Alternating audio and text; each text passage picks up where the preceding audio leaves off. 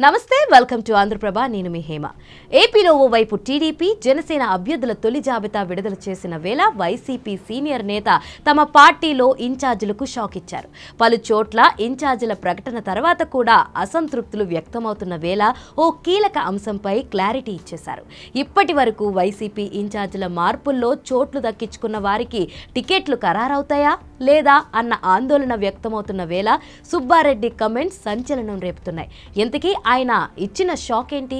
రాష్ట్రంలో వైసీపీ ఇప్పటికే ఇన్ఛార్జీలుగా ఎంపిక చేసిన వారికి షాక్ ఇచ్చేలా తుది జాబితాలో చోటు దక్కించుకున్న వాళ్లే అభ్యర్థులు అంటూ వైవి సుబ్బారెడ్డి స్పష్టం చేశారు. ఎమ్మెల్యేలు, ఎంపీలు ఎవరైనా సరే ప్రస్తుతానికి ఇన్ఛార్జీలు మాత్రమేనంటూ క్లారిటీ ఇచ్చేశారు.